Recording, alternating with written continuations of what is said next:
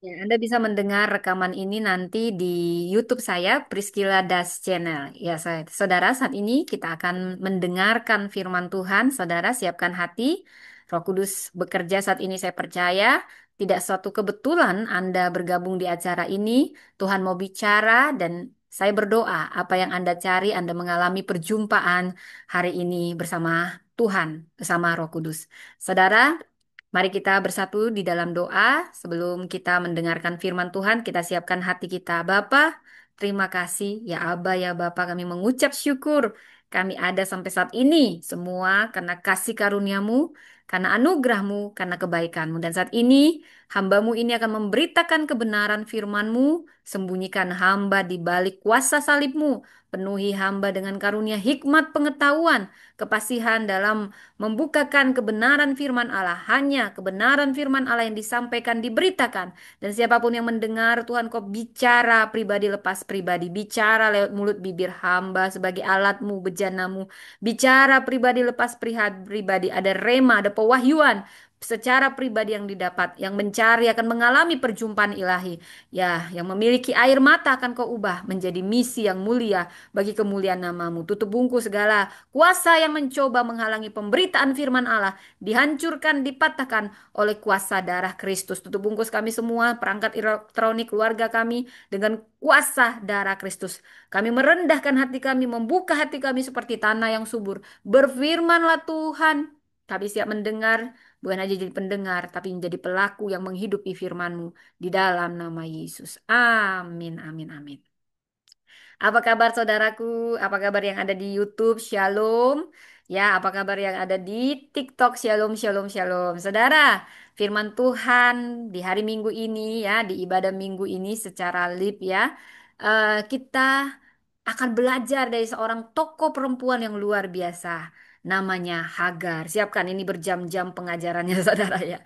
Siapkan hatimu, tapi saya percaya Tuhan akan bicara lewat firman-Nya yang luar biasa ini bagi kita pribadi lepas pribadi. Saudara, saya beri judul Dilihat dan Dikenal Tuhan. Saudara, kita bisa membaca dari Kejadian 16 ayat 1 sampai 16 referensinya dan juga Kejadian 21 ayat 8 sampai 21. Saudara, kita akan membaca, saya akan bacakan dulu Kejadian 16 ayat 1 sampai 16 ya saudara. Saya memakai Alkitab yang ini Alkitab saya ya, setelah dipentabiskan jadi pendeta, jadi saya harus suka pakai ini juga simple gitu ya saudara ya. Enak kalau dibawa-bawa. Ya, kita buka dari Kejadian 16 ayat 1 sampai 16. Nanti Kejadian 21 mungkin secara sekilas aja saya akan ajarkan semua. Ini kisah tentang wanita yang luar biasa. Jadi topiknya adalah Hagar yang mungkin jarang ya, dia memang bukan ibu perjanjian, tapi ada banyak hal yang kita pelajari dari kisahnya. Sangat menyentuh, saudara, dan menunjukkan kebaikan Tuhan itu menembus segala latar belakang dan pendapat dunia ini. Saudara, kita buka dari Kejadian 16, saudara, Kejadian 16 ayat 1 sampai 16. Ya, di sini saya pakai yang LAI yang terbaru. Hagar melahirkan Ismail bagi Abram. Demikianlah firman Tuhan. Jadi saya akan baca satu persatu ayatnya ya saudara ya. Hagar melahirkan Ismail bagi Abram. Saya suka pakai stabilo saudara supaya saya bisa kasih catatan-catatan. Ya tetap sebenarnya lebih enak kembali kepada konvensional saudara ya. Kalau di di HP itu banyak saingan saudara, banyak notifikasi jadinya nggak fokus. Jadi enaknya pakai bacaan begini juga saudara. Saya sangat menghargai orang yang masih bawa Alkitab. Bawalah Alkitab Anda ya. Tetap kok lebih enak ini. Sedikit saingannya, lebih fokus juga. Bisa ditulis-tulis gitu ya saudara ya.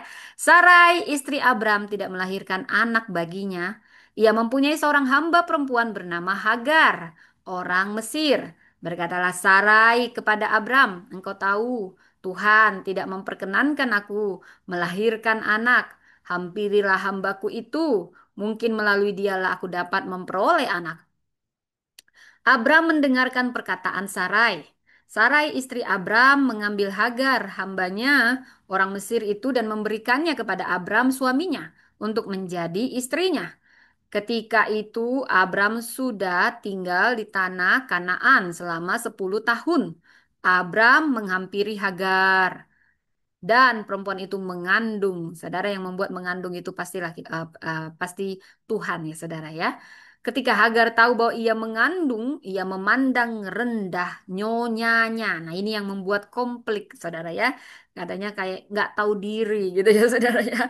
Kata Sarai kepada Abraham, penghinaan yang kuterima ini, yang kuderita ini adalah kesalahanmu. Memang aku yang memberikan hambaku ke pangkuanmu, tetapi baru saja ia tahu bahwa ia mengandung.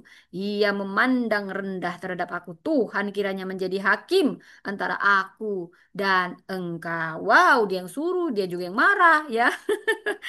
Kata Abram kepada Sarai, dia hambamu. Dia hambamu, Sarai. Dia ada dalam kuasamu. Lakukanlah kepadanya apa yang kau pandang baik. Lalu Sarai menindas Hagar. Sebenarnya si Hagar yang cari gara-gara. Makanya jangan sombong. Baru sedikit aja udah sombong gitu ya saudara ya. Lalu Sarai menindas Hagar sehingga ia lari karena ditindas ya. Kalau perempuan bahaya saudara, menindasnya itu nggak tanggung-tanggung apalagi sama saingannya ya saudara. Itu nindasnya bisa kalah. Jenderal terkejam pun bisa kalah saudara ya. Makanya seorang hamba pun bisa lari karena udah nggak tahan ditindas oleh nyonyanya. Lalu ia lari meninggalkannya. Malaikat Tuhan menjumpai Hagar. Nah, sekalipun begini. Saya tersentuh dengan kasih Tuhan. Siapa sih Hagar? Memang biasa dia ditindas pada zaman budaya saat itu. Dia kan seorang hamba, nggak tahu diri, mentang-mentang baru hamil gitu ya. Kalau kita melihat dari kacamata kita. Tapi saya ketika mempelajari ini, saya menangis sebenarnya, saudara. Saya tidak tahu, saya menangis melihat betapa baiknya Tuhan itu.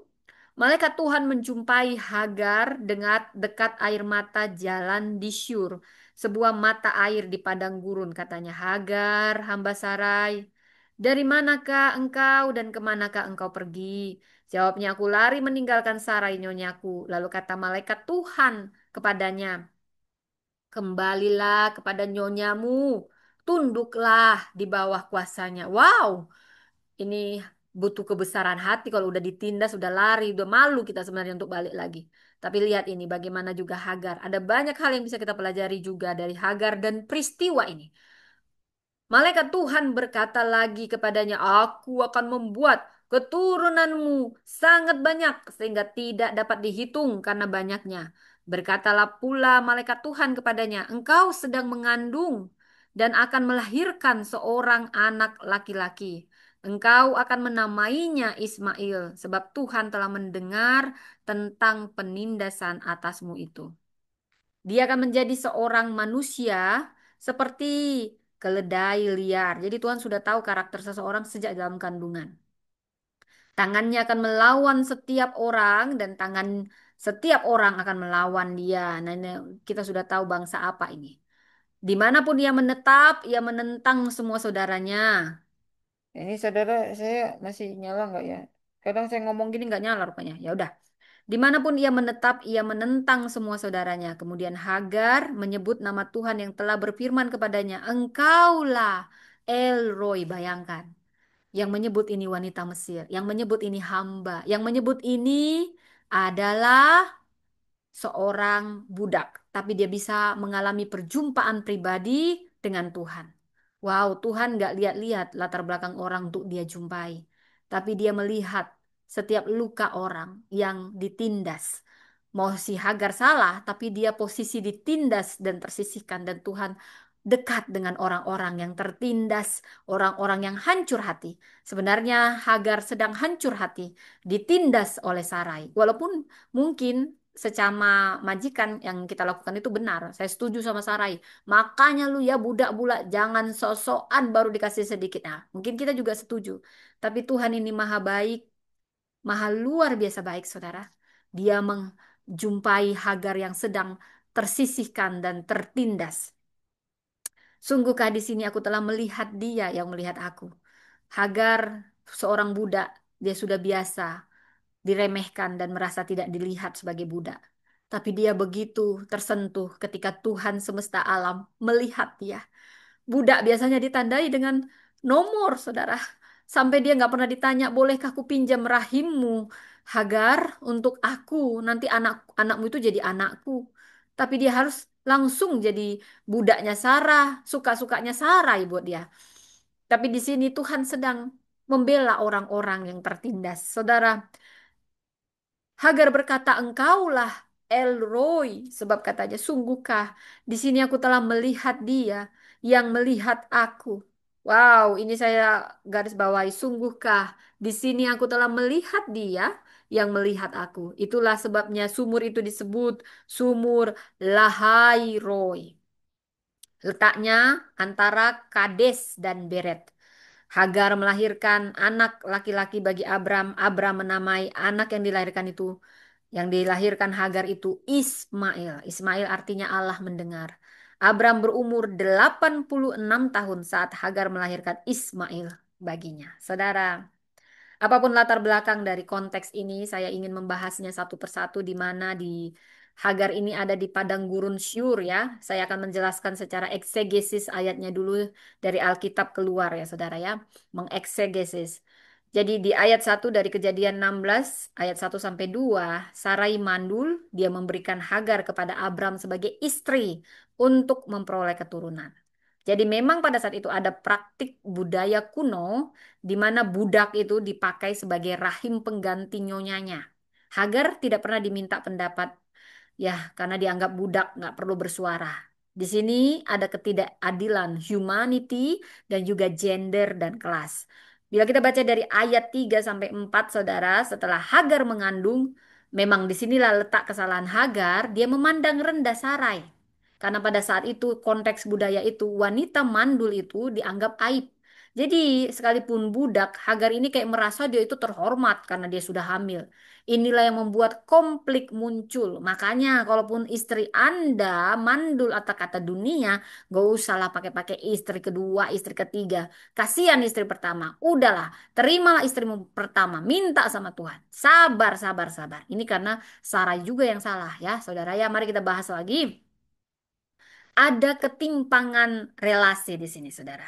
Sehingga saling menyakiti, ketimpangan relasi. Jadi hati-hati dengan ketimpangan relasi. Makanya saya suka sekali dengan kekristenan yang tidak pernah percaya dengan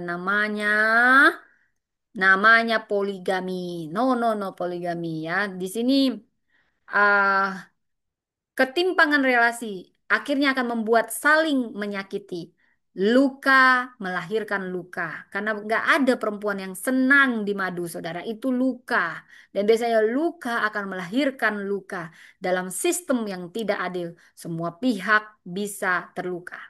Bila kita membaca dari ayat 5 sampai 6, Sarai mengadukan Hagar kepada Abram karena sudah memandang rendah dia. Jadi dia merasa nyonya, kamu sosokan Hagar, kamu hamba, kamu budak.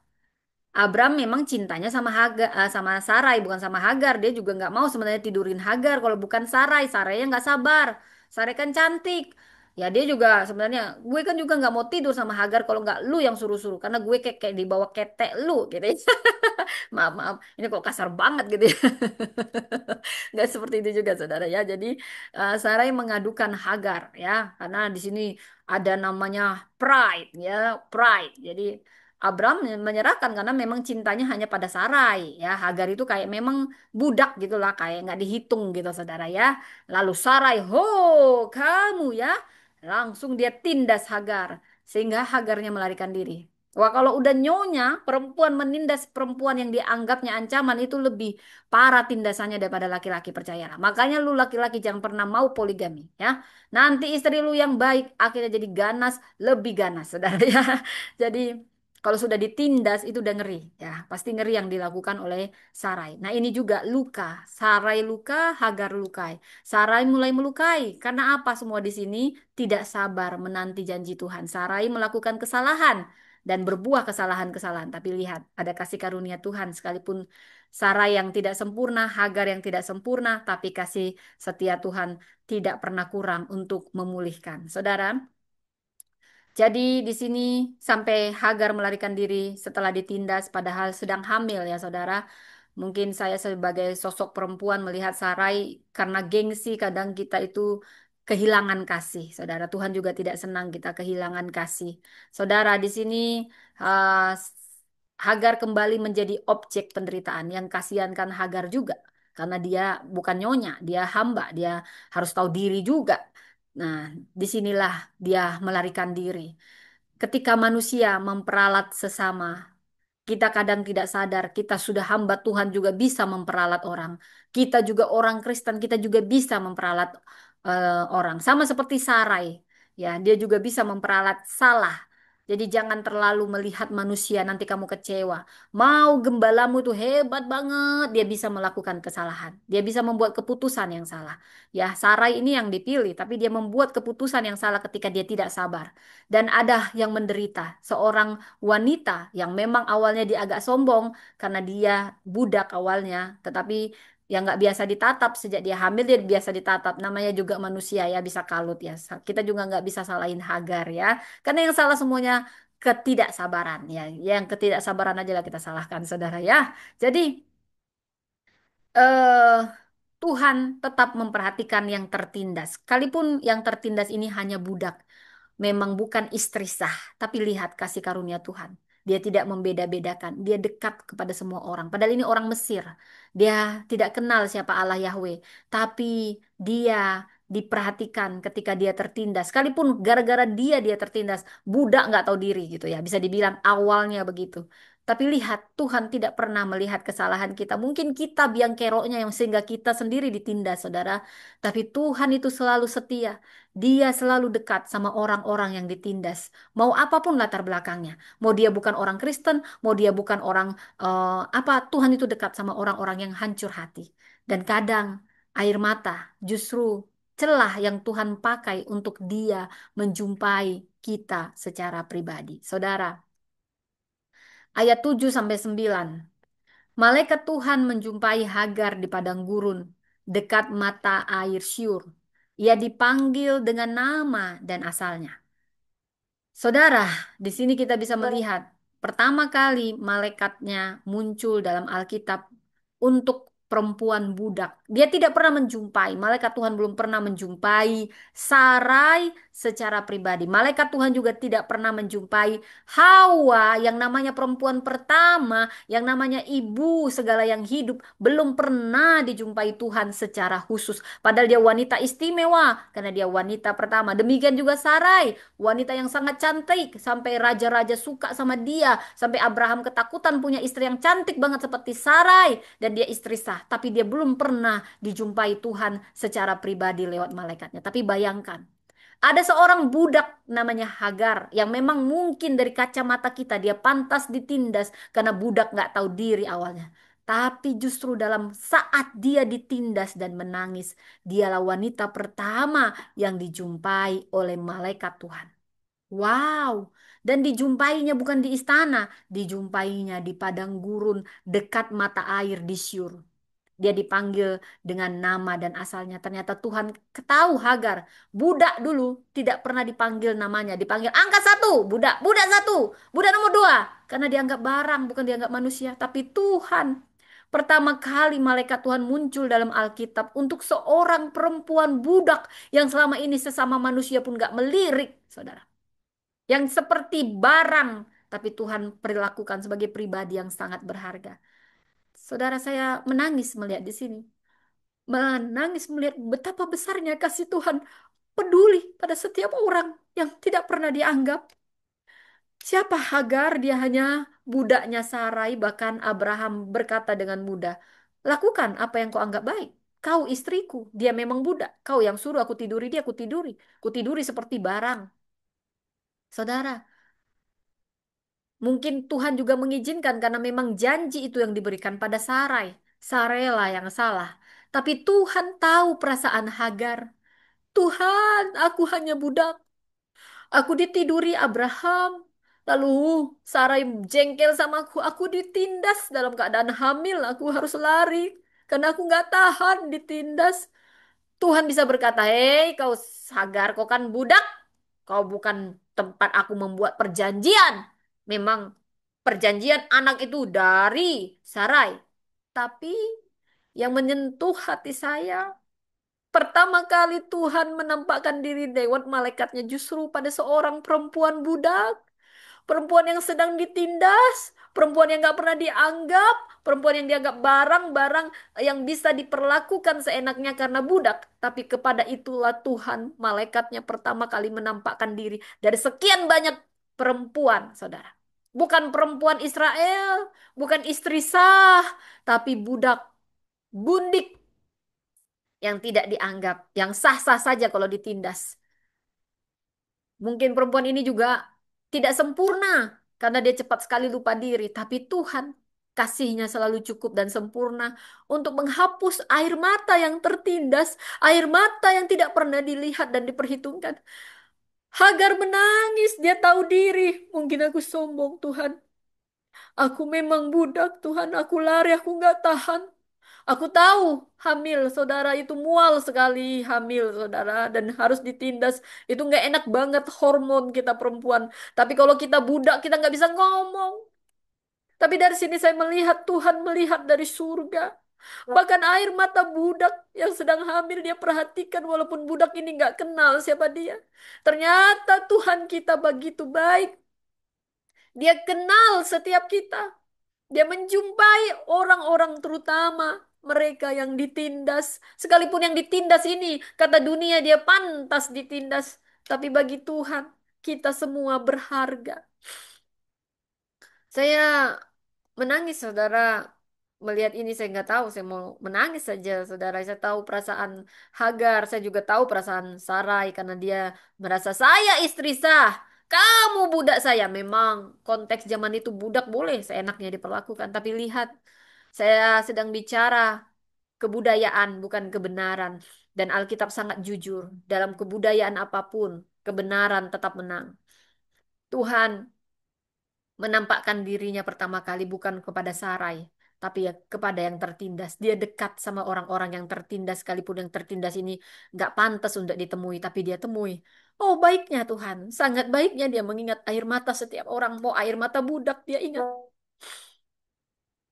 Tuhan, malaikat Tuhan memberkati Hagar dan anaknya Ismail.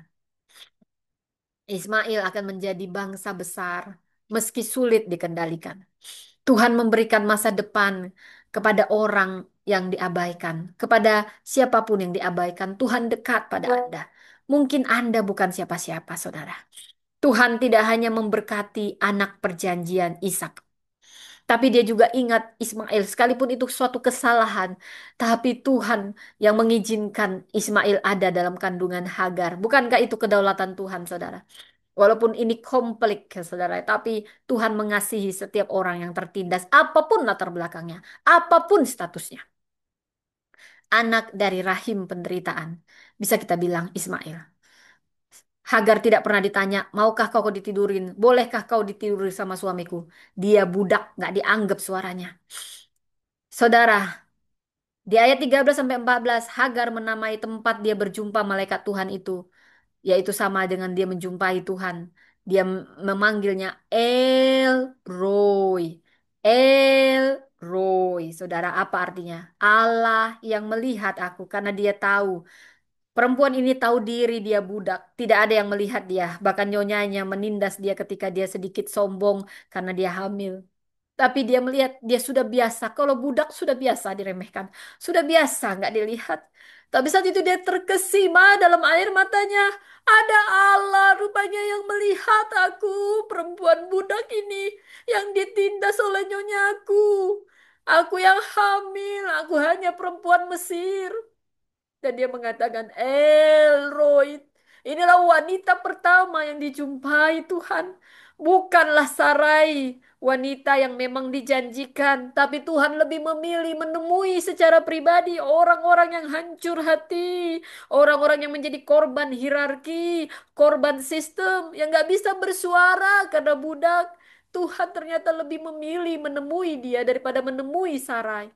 Saudara, siapapun Anda, baik Anda yang mendengar ini bukan orang Kristen atau bukan, saudara, ini firman buat Anda juga. Tuhan dekat sama Anda, orang-orang yang sedang tertindas, yang diabaikan, yang biasa diremehkan, yang biasa nggak dianggap sama dunia ini. Saya mau katakan Tuhan menganggap Anda sangat berharga. Tuhan tidak hanya memberkati dia setelah Hagar menamai Elroy. Allah yang melihat aku karena biasa dia sebagai budak nggak pernah dilihat. Dia merasa sangat dikenali. Tuhan, kau kenal aku siapa aku. Aku dikenali dan aku dihargai. Aku budak biasa nggak dikenali, biasa nggak dihargai. Saudara, pengenalan pribadi bersama Tuhan mengubah kita yang biasa dijadikan objek. Akhirnya kita tahu kita adalah subjek. Kita begitu penting di hadapan Tuhan. Saudara, ini kabar gembira bagi Anda, bagi kita semua. Saya tahu rasanya tidak dihargai. Saya tahu rasanya tidak dianggap dan diabaikan sengaja supaya aku pergi sendiri. Saya tahu rasanya itu, saudara. Dan tidak enak. Dan saya berjanji saya tidak akan memperlakukan orang demikian. Dan saya tahu air mata saya itu diingat oleh Tuhan. Tuhan juga menjumpai saya secara pribadi. Inilah teologi perjumpaan. Justru Tuhan sering menjumpai kita di saat kita ditindas, di saat kita tidak didengar, kita tidak bisa bersuara. Percayalah, Tuhan akan bersuara buat kita. Tuhan itu aktif, bukan kita yang cari Tuhan. Sebenarnya Tuhan yang sedang cari kita. Dan dia mengangkat perempuan terpinggirkan. Dia mengangkat siapapun yang terpinggirkan. Dia mengangkat siapapun yang terabaikan. Baiknya Tuhan. Tuhan maha baik, saudara. Jadi, bila kita membaca dari ayat 15 sampai 16, Hagar melahirkan Ismail, Abram 86 tahun. Hagar diingatkan untuk kembali pada nyonyanya. Ini gengsinya dia bunuh, saudara, untuk tunduk pada apa kata Tuhan. Ketika dia menjumpai Tuhan, ketika dia mengenal Tuhan secara pribadi, akhirnya dia membuang gengsinya, baik Tuhan, karena kau yang kenal aku, kau yang suruh aku, kaulah Tuhan semesta alam, Allahnya Abraham, Allahku juga. Aku akan kembali pada Sarai yang menindas aku. Wah, itu butuh hati besar, apalagi sesama perempuan yang bersaing, yang sudah merasa satu udah punya anak satu. Oh, aku nyonyamu, begitu saudara. Bisa perempuan lebih sadis dalam tindas menindas untuk mencari posisi. Makanya stop poligami. Tidak ada itu di dalam Alkitab. Itu buat masalah, bukan jalan keluar. Itu merendahkan perempuan. Emangnya ada perempuan yang mau dipoligami? Bohong itu semua. Ajaran apa itu? Nah, bohong itu semua. Gak ada. Kalau ada poligami, harus ada poliandri. Baru namanya sejajar. Anda mau? Anda mau istri Anda ditiduri banyak suami? Lalu Anda suami kedua, suami ketiga, suami keempat. Kenapa? Perempuan boleh. Istri pertama, istri kedua, istri ketiga, istri keempat. Tapi nggak boleh ada suami empat. Itu apa? Bohong itu semua. Bohong. Itu manusiawi. Buatan manusiawi. Nafsu. Ya, makanya saya senang bangga sekali dengan kekristenan, saudara. Bangga sekali. Karena kebenaran di sini. Tuhan juga tidak setuju dengan namanya poligami. Nggak ada itu semua. Ini saya minum dulu ya, saudara. Ini karena perempuannya itu gitu, keluar gitu ya. Rasa rasa hati perempuan itu tahu saya itu. Bohong itu semua. Boleh poligami. Boleh izin. Nggak ada itu. Nggak ada. Nah, saya bangga dengan kekristenan melarang poligami. Kekristenan sangat sangat menghargai perempuan karena yang menciptakan perempuan itu Tuhan. Dia tahu perasaan perempuan. Ya, saudara, Ismail diakui tapi tetap berada di luar garis perjanjian utama. Saudara, Hagar menjadi ibu dari satu bangsa. Memang ini suatu kesalahan. Tapi Tuhan tetap menghargai air mata Hagar karena dia korban, korban sistem, korban hierarki, korban karena dia budak, seenaknya dijadikan objek. Saudara, terlepas dari kesalahannya juga, saudara. Tapi saya mau katakan, Tuhan justru menjumpai Hagar, wanita budak yang gak dianggap saat dia ditindas. Saudara, inilah firman Tuhan juga yang berkata, berbahagialah engkau yang berduka cita, karena kau dihibur. Saudara, ini makna yang dalam.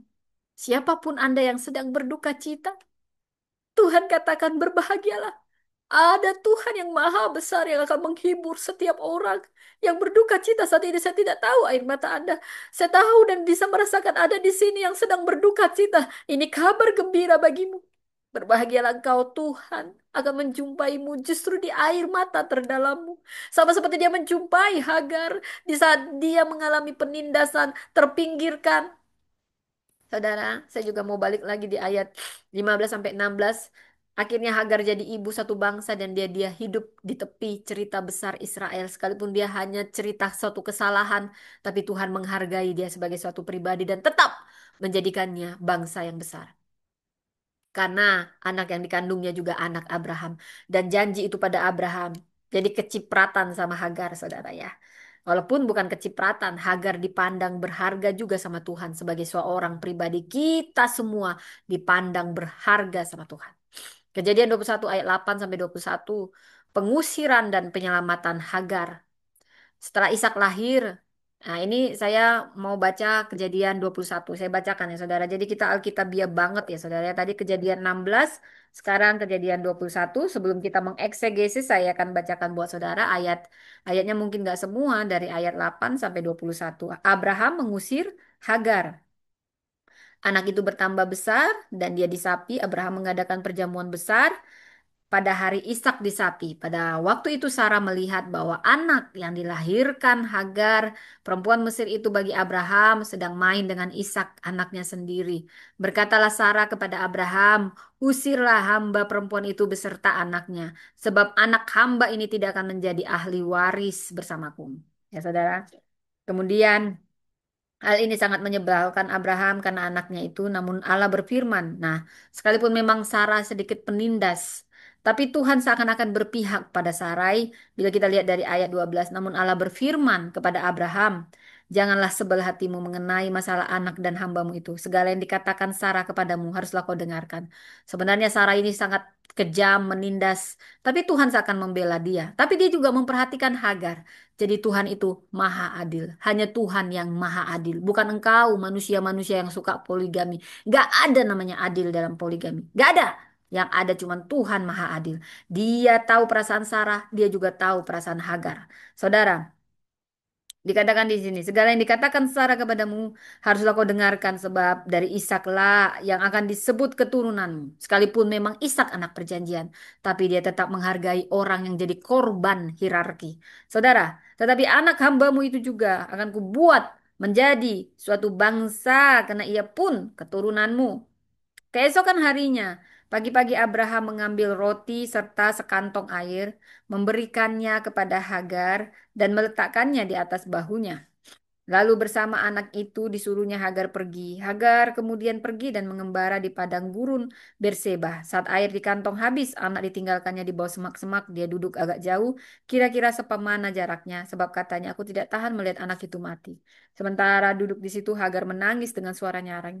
Allah mendengar suara anak laki-laki itu. Lalu malaikat Allah berseru dan dari langit kepada Hagar. Ia berkata kepadanya, apa yang terjadi padamu Hagar? Janganlah takut sebab Allah telah mendengar suara anak itu dari tempat ia terbaring. Bangunlah, angkatlah anak itu dan peganglah dia erat-erat sebab aku akan membuat dia menjadi bangsa yang besar. Lalu Allah membuka mata Hagar sehingga ia melihat sebuah sumur. Pergi mengisi kantong airnya lalu memberi anak itu minum. Allah menyertai anak itu. Ia bertambah besar dan menetap di padang gurun serta menjadi seorang pemanah. Dia tinggal di padang gurun Parang yang ibunya mengambil seorang istri baginya dari tanah Mesir. Ini kisah pengusiran kedua. Si Hagar sudah pernah ditindas melarikan diri, tidak diusir tapi ditindas, itu sama aja ngusir ya. Kayak gitu lah. Lalu ini diusir beneran lewat Abraham lagi. Dan Tuhan seakan-akan membenarkan cara si Sarai. Ya, di salah satu Sarai harus tegas karena memang anak perjanjian adalah Ishak. Tapi perhatikan, Tuhan Maha Adil. Kesalahan sebenarnya pada Sarai juga yang tidak sabar dan Abraham juga mendukung itu. Bisa dibilang Hagar adalah korban karena dia budak, dia nggak pernah dianggap, tapi diperalat seperti objek. Tapi lihat di sini, Tuhan begitu baik. Jadi bila kita mengupas dan mengeksegesis ayat ini dari Kejadian 21 ayat 8 sampai 21, ayat 8 sampai 10, Ishak lahir. Sarah minta Hagar Ismail keluar karena sudah jelas dari akulah anak perjanjian gitu lah. Dia harus nunjukin dirinya gitu ya. Apalagi si Hagar pernah sombong awalnya gitu ya. Nah, kalau adalah perempuan menindas perempuan saingan itu parah Saudara. Jadi makanya jangan pernah buka celah lagi-lagi ya. Nanti istri Anda yang baik tiba-tiba jadi mengerikan, bahkan lebih mengerikan dari Hitler Saudara. Gitu kalau tindas menindas sesama perempuan untuk memperjuangkan haknya. Saudara, Hagar dianggap ancaman. Anaknya Ismail ancaman karena mereka anak sulung. Ya, biasanya kan anak sulung yang diakui. Nah, makanya kaum Kedar, sobat kita, mengakui itu dari Ismail. Tapi kita katakan dari Hasarai karena memang Sarai yang melakukan kesalahan, tidak sabar. Anak perjanjian dari Sarai. Karena memang Tuhan nggak pernah nyuruh, hei tidurilah budakmu. Nggak ada itu seks, seks, seks, seks, seks, seks. Nggak ada itu. Ya. Makanya kalau ada ajaran begitu, kau koreksi ajaran itu, saudara ya. Saya bilang aja, ya. Jadi di sini Hagar dan anaknya menjadi ancaman bagi status Ishak. Disinilah kenapa Sarai harus tegas dan Tuhan seakan-akan berpihak pada Sarai karena memang di sini Sarai benar walaupun karena kesalahannya. Namun Tuhan juga adil pada Hagar karena dia sistem, dia itu korban sistem, korban hierarki Sarai. Ya, Sarai pernah buat kesalahan yang komplik, terus komplik, komplik, komplik ini kalau nggak sabar, saudara ya. Kemudian Abram sedih, namun Allah menyuruhnya menuruti permintaan Sarai sebab Allah akan memberkati Ismail juga. Hagar pergi ke padang Berseba. Jadi sekali lagi Hagar menjadi korban sistem. Tapi Allah tidak tinggal dia. Mungkin kamu dikorbankan, kamu anak buah. Kemudian direkturmu mengorbankanmu karena nggak nganggap kamu ada. Dan semua pun sesama direktur, sesama bos yang nganggap kau biasa aja ya cocok jadi korbankan, cocok, cocok. Kan tetap kita kasih uang gitu ya. Saudara, Anda tetap berharga di hadapan Tuhan. Gak enak rasanya nggak dianggap, saudara. Saya tahu rasanya itu, saudara. Anda nggak dianggap mungkin karena Anda budak. Saya nggak dianggap padahal saya udah kaya raya, jadi cantik gini, udah berpendidikan. Pernah juga saya ada gereja yang parah banget gitu, saudara. Tapi saya bersyukur dengan itu, saudara ya. Saya bersyukur memang itu kayak Tuhan, cara Tuhan menutup pintu saya untuk saya pergi. Walaupun saya nggak tahu, ada lagunya. Seringku tak mengerti jalan-jalanmu Tuhan, bagai di belantara yang kelam. Mungkin Hagar juga nggak tahu mau kemana lagi. Saya ini budak, saya hanya dijadikan objek. Saya habis mandi sempat dibuang, saya dianggap ancaman sekarang. Padahal saya juga nggak mau tidur sama Abraham, ya kan? Memang tapi saya mau bilang apa? Tapi ya budak aja Tuhan perhatikan apalagi kayak saya ini ya walaupun saya juga korban sistem korban hierarki padahal saya bukan budak statusnya ya justru lebih dianggap ancaman banget lagi saudara ya tapi saya percaya Tuhan juga orang-orang yang berkasus sama Anda mungkin korban dari sistem dari hierarki Tuhan melihat ada Tuhan melihat dia selalu punya cerita yang belum selesai buat kita semua kalau Hagar aja adalah korban sistem dan suatu kesalahan apalagi Anda bukan suatu kesalahan. Apalagi kalau Anda itu baik-baik belajar, sekolah baik-baik, suka memberi sama gereja, tampang Anda pun bukan budak, wanita berpendidikan. Nggak mungkin lah Tuhan tidak punya rencana kenapa dia tutup-tutup pintu-pintu itu. Kadang itu cara Tuhan untuk menemui kita secara pribadi di saat kita ditindas, dipinggirkan, diabaikan, saudara. Jangan berkecil hati. Tuhan justru menunjukkan dirinya sama orang-orang yang demikian. Seperti Hagar akhirnya jadi wanita pertama yang dijumpai malaikat Tuhan. Wow. Luar biasa, saudara. Begitu adilnya Tuhan itu. Ayat 15 sampai 16, Hagar kehabisan air dan meletakkan anaknya di bawah semak. Tidak tahan dia melihat anaknya mati. Gak ada seorang ibu, saya seorang ibu. Anak saya haus aja saya kadang, eh saya berbuat apapun untuk anak saya. Itulah seorang ibu ya. Banyak juga ibu nggak benar bunuh anaknya. Yang saya mau ceritakan ibu yang benar, yang justru mengorbankan dirinya untuk anaknya. Hagar kehabisan air, dia nggak tahan lihat anaknya. Ini puncak kesedihan dan keputusasaan seorang ibu ketika harus melihat anaknya sendiri mati tanpa dia bisa berbuat apa-apa. Itu tidak ada yang paling menyedihkan daripada itu, saudara. Melihat anak kita sendiri harus mati dan kita nggak bisa berbuat apa-apa, nggak bisa ngasih air, nggak bisa ngasih apapun. Inilah cerita Hagar ketika air mereka habis. Ini juga cerita setiap perempuan yang dijadikan korban sistem dunia ini. Allah mendengar suara anak itu ketika bilang mungkin haus mama, haus mama, haus. Dan mamanya hanya tidak di padang gurun. Aku juga haus anakku. Kalau bisa aku kasih darahku, aku kasih. Mungkin itu sudah rencana Hagar. Tapi dia hanya mau menangis sebentar. Dia duduk menarik napas dan mau nangis. Dia mau tidak tahan. Dia melihat anaknya kelaparan, kehausan, saudara. Dan Allah mendengar kembali suara hamba perempuan yang tidak dianggap ini. Malaikat berseru dari langit kepada Hagar dan memberi penghiburan dan janji. Saudara, Allah mendengar. Sekali lagi Ismail diteguhkan. Walaupun hanya korban sistem dan hierarki. Tuhan menjawab di saat paling genting, saudara. Perempuan dan anak yang dipinggirkan ini tetap penting bagi Tuhan. Mungkin Anda dipinggirkan, mungkin Anda korban sistem, mungkin Anda korban hierarki. Ada Tuhan yang mendengar, ada Tuhan yang melihat, saudara. Ayat 19 sampai 21. Tuhan membuka mata Hagar dan dia melihat sumur di padang gurun ada sumur. Dia tidak melihat mujizat itu di tempat yang biasa, saudara, tapi tempat yang tidak ada kehidupan. Justru di situ Tuhan menunjukkan ada sumur. Saya berdoa saat ini Tuhan juga membuka mata Anda yang saat ini merasa begitu kecil, terabaikan, sudah biasa diremehkan, tidak merasa ada jalan keluar lagi Tuhan. Tapi saya mau katakan saat ini Tuhan akan menjumpai Anda dan akan Anda lihat ada sumur, bahkan sumur di padang gurun. Ismail tumbuh besar dan dia menjadi pemana di padang parang. Sumber air hidup diberikan oleh Tuhan sendiri. Tuhan menyediakan di padang gurun mata yang melihat pemulihan. Saya berdoa saat ini Anda menjumpai itu juga, saudara. Saudara, dari sini setelah kita mengeksegesis ayat per ayat, saudara, di sini kita bisa saya membuat inti maknanya. Dan ada nilai kehidupan di dalam kisah Hagar ini. Kita belum masuk khotbah, saudara. Ini masih eksegesis ya. Wow, ini pengajaran luar biasa ya, saudara. Jadi Tuhan melihat yang dilupakan dunia. Anda dilupakan dunia. Anda hanya diperalat oleh bos Anda, direktur Anda hanya dijadikan objek. Tuhan melihat Anda berharga.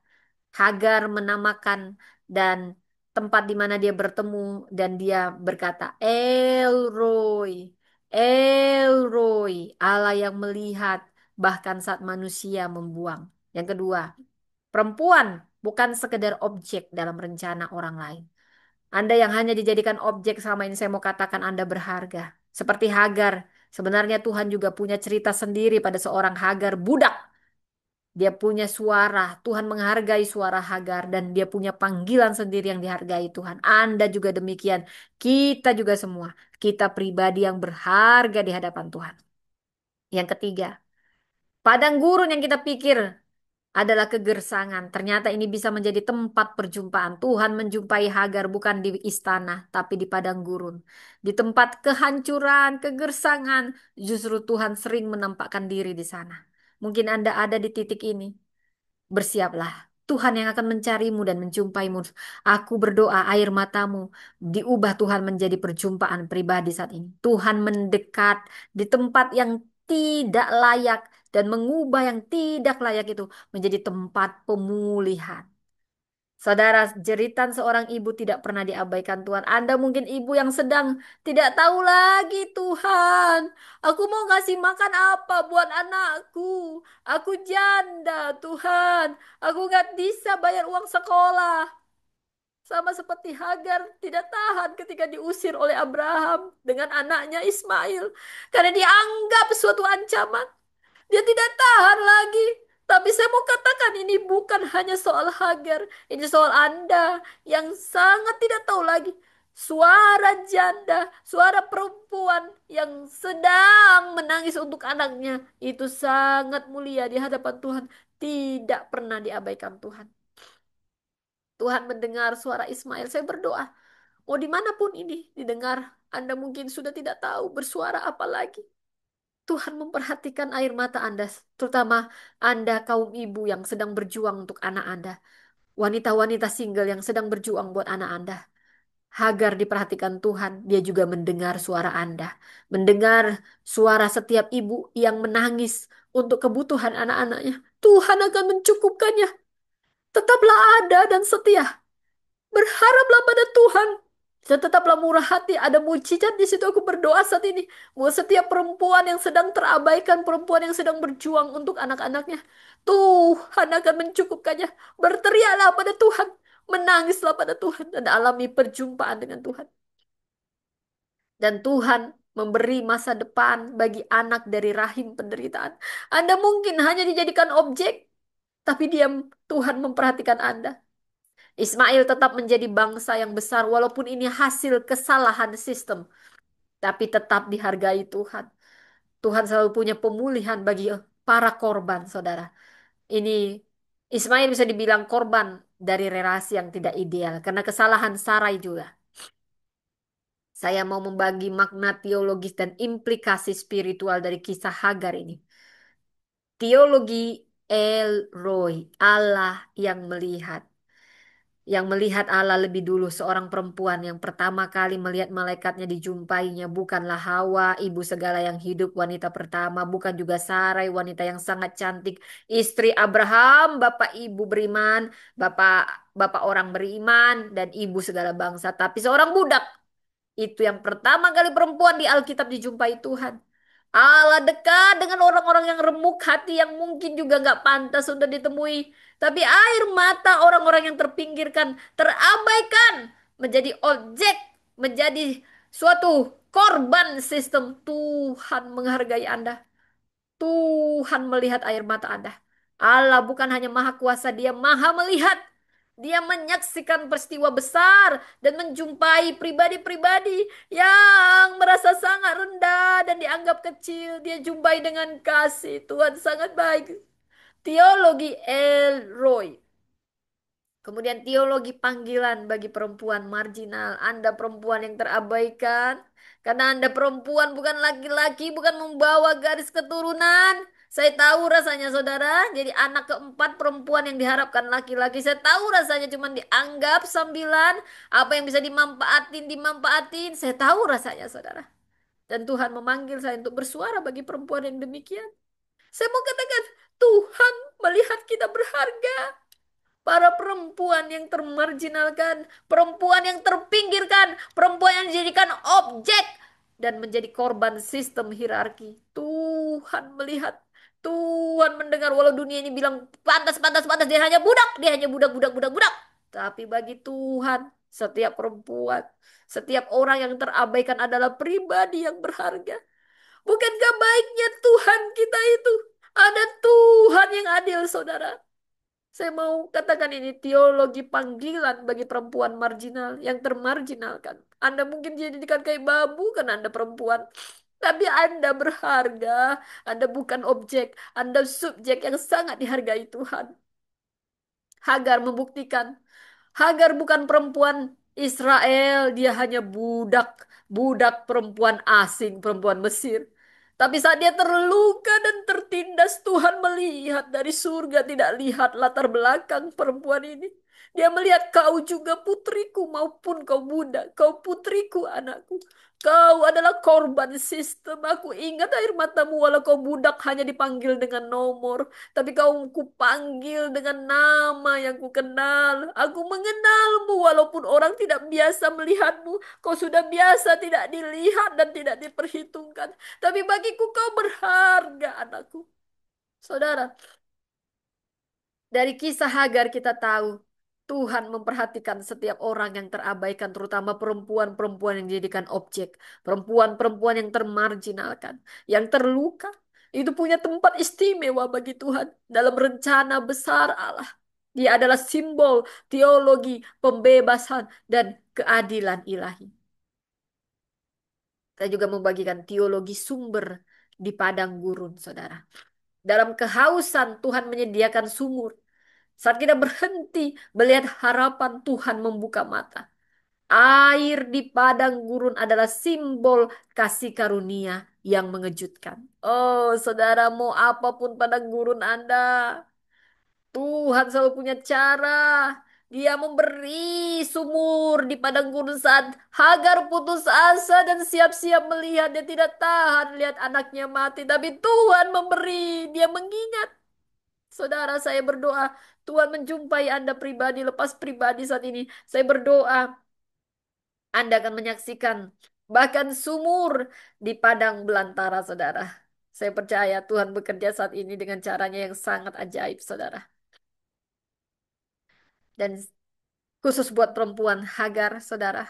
Hagar adalah suara semua perempuan yang merasa terabaikan, terpinggirkan. Hanya objek, korban sistem, korban hierarki. Mau Anda perempuan, mau Anda laki-laki, saya akan katakan. Dari Hagar kita bicara bahwa Tuhan melihat. setiap kita. Ini jadi simbol kekuatan di tengah pengasingan. Simbol harapan dalam air mata. Simbol keberanian untuk bertahan. Bahkan setiap ketika semua pintu ditutup, saudara, Tuhan tidak menunggu Hagar kembali ke istana. Tuhanlah yang menjumpainya di padang gurun. Saya berdoa mungkin Anda saat ini ada di padang gurun. Anda mentok, maju kena, mundur kena. Anda tidak tahu mau kemana. Saudara, Tuhan akan menjumpai Anda. Saya berdoa saat ini. Tuhan yang akan menjumpai Anda. Tuhan akan senang menjumpai kita di padang gurun kita, bukan di istana, saudara. Dan hari ini aku berdoa Tuhan menjumpai Anda, terutama Anda para perempuan yang sudah lelah. Anda yang dipinggirkan. Anda yang menangis dalam diam karena Anda nggak bisa bersuara, dilarang bersuara. Tuhan mendengar air matamu dalam sunyi, dalam diam. Dia memanggilmu dengan nama. Dia melihatmu. Dan dia akan memberkatimu. Saudara, saat ini saya akan membagikan 7 teladan dari Hagar. Teladan yang sangat elegan dan signifikan untuk kita perempuan dan semua juga, mau perempuan mau laki-laki. Saudara, pertama, mari kita belajar dari teladan Hagar, teladan keberanian dalam menghadapi ketidakadilan.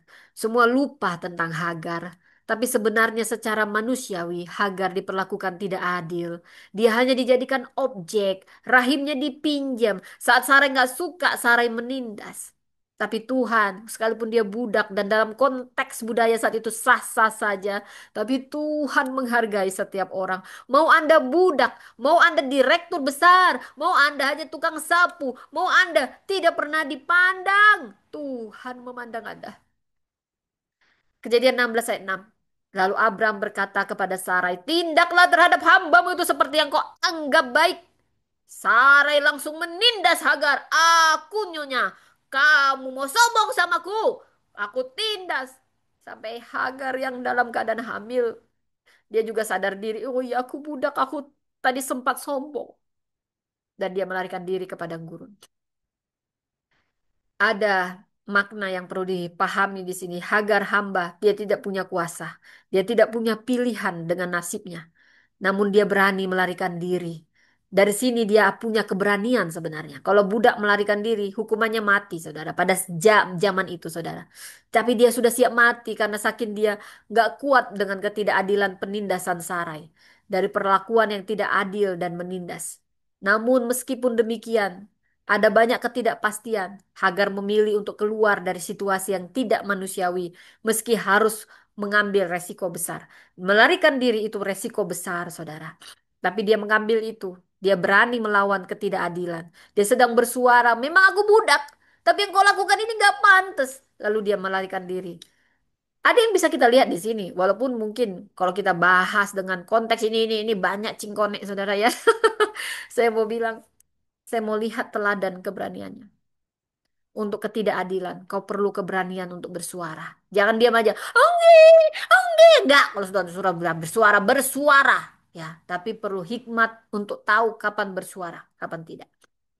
Sekarang kita fokus pada teladannya saja. Ya, dalam dunia modern ini, saudara, terutama kita perempuan, kita sering terperangkap dalam situasi yang tidak adil. Yang sering diperlakukan tidak adil itu perempuan. Bahkan sampai sekarang, walaupun udah modern. Anak mesti anak laki-laki yang sah jadi pemimpin perempuan. Tidak, tidak, tidak, tidak. Kecuali perempuannya unik dan sudah mengalahkan 10 kali kekuatan laki-laki. Seakan-akan seperti itu, saudara. Benar ya? Padahal Tuhan gak pernah begitu, saudara. Baik di tempat kerja, baik di keluarga, baik di masyarakat. Seperti Hagar, kita perempuan Kristen sedang diajak untuk berani bicara. Tapi bicara yang elegan, yang hormat, yang tahu tata krama, bukan asal bicara. "Nyeng, nyeng, nyeng." Jangan kayak gitu juga ya, saudara. Kita harus bertindak saat kita tidak diperlakukan adil. Harus ada tindakan juga, nggak on juga, saudara ya, gitu ya. Nah, ini ada teladannya dari sini. Kita selalu bisa meneladani seseorang, ya.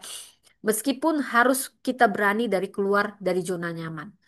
Bertindak berani itu pasti dia seorang yang ambil resiko keluar dari zona nyaman. Ini keberaniannya menjadi bagian dari proses pembebasan yang Tuhan sediakan. Sebenarnya keberanian yang Anda taruh itu dari Tuhan juga. Ya, tapi kita harus siap bayar harga untuk resikonya. Kemudian saudara, dari Hagar ini kita juga belajar teladan keteguhan untuk tidak ditinggalkan dalam penderitaan. Kejadian 16 ayat 7. Malaikat Tuhan menjumpai Hagar dekat mata air di padang gurun, dekat jalan yang menuju Syar. Jadi dalam momen kesendirian dan penderitaan, Tuhan menemui Hagar di padang gurun, tempat yang secara manusiawi dianggap tempat kekacauan. Tapi perjumpaan ini menunjukkan bahwa Tuhan kita tidak pernah meninggalkan umatnya. Bahkan dalam saat-saat paling sulit sekalipun. Saudara, saat perempuan Kristen kesepian, terlupakan, terpinggirkan, teladan Hagar mengingatkan kita bahwa Tuhan tetap menemui kita. Allah yang melihat, El Roy. Dia tetap hadir dalam penderitaan kita dan akan memberikan penghiburan serta arah baru meskipun dunia tidak memberi perhatian. Kemudian, teladan kerendahan hati untuk menerima perintah Tuhan. Kejadian 16 ayat 9. Malaikat Tuhan berkata kepadanya, kembalilah kepada nyonyamu dan rendahkanlah hatimu di hadapannya. Ini punya makna teologis yang dalam. Tuhan memerintahkan Hagar untuk kembali ke Sarai dan merendahkan hatinya. Ini langkah yang sulit karena Hagar telah jadi korban penindasan. Namun Tuhan mengajarkan bahwa ketaatan kepadanya kadang melibatkan kerendahan hati. Dalam menghadapi situasi sulit perlu kerendahan hati, pintu mujizat. Kerendahan hati bukan berarti pasrah tanpa daya, tapi memilih tunduk kepada Tuhan walau situasi sulit. Bagi perempuan Kristen masa kini, teladan Hagar mengingatkan kita untuk tidak memberontak terhadap situasi sulit, tetapi mencari kehendak Tuhan setia dalam setiap keadaan. Kadang, saudara, kadang Tuhan itu memanggil kita untuk kembali dan menyelesaikan konflik dengan kerendahan hati. Hanya dengan kerendahan hati, konflik itu bisa diselesaikan. Bukan lari-lari-lari. Dan tujuan akhirnya pasti untuk memuliakan nama Tuhan. Yang keempat, tadi apa tadi? Nah, jangan udah lupa lagi tadi ya. Yang pertama saya ulang. Keberaniannya si Hagar kita tiru dalam menghadapi kesulitan. Keteguhan hati si Hagar kita tiru. Ya, dia siap eh, teguh dia walaupun ditinggalkan dalam penderitaan. Kemudian kerendahan hati si Hagar menerima perintah Tuhan udah lari balik lagi. Itu butuh kerendahan hati saudara untuk taat. Dan yang keempat, kita meniru dari Hagar. Teladannya punya kepercayaan yang penuh pada janji Tuhan. Wow, ayat 10 dari Kejadian 16. Malaikat Tuhan berkata, aku akan membuat keturunanmu sangat banyak sehingga tidak terhitung banyaknya. Apa maknanya di sini? Di tengah penderitaan percayalah saudara, Tuhan memberikan janji kepada Hagar bahwa keturunannya akan menjadi bangsa besar meski dalam keadaan terbuang, terluka. Janji Tuhan tidak berubah. Ini mengajarkan kita bahwa meskipun situasi kita tampak suram, janji Tuhan atas hidup kita tetap berlaku. Perempuan Kristen diajak untuk masa depan ini, saudara, percaya penuh pada janji Tuhan. Meskipun keadaan tampak tidak mendukung. Janji Tuhan untuk masa depan kita tetap teguh, tidak berubah, dan kepercayaan kepadanya memberi kekuatan untuk terus melangkah maju meskipun kita mungkin merasa seperti terpinggirkan dan dilupakan. Kemudian dari Hagar lagi kita belajar. Tadi kepercayaan penuh, sekarang keberanian mengakui perjumpaan dengan Tuhan. Nah ini, banyak orang udah jumpa sama Tuhan, gak pernah mau bersaksi. Diam, diam, diam, diam, diam. Mau enaknya saja. Saudara, saat Anda menyaksikan kebaikan Tuhan, mengalami kebaikan Tuhan, saksikan. Saksikan, saudara. Jangan diam aja. Ya, saksikan. Meskipun ya, teladan keberanian mengakui perjumpaan dengan Tuhan ini ayat rujukannya dari Kejadian 16 ayat 13 ini berkata jelas. Lalu Hagar menyebut nama Tuhan yang berfirman kepadanya itu. Engkaulah Elroy. Sebab katanya, apakah aku ini yang telah melihat dia yang melihat aku? Aku hanya hamba, biasa nggak dilihat dunia, biasa nggak dilihat manusia, biasa dipanggil dengan nomor seakan-akan aku objek.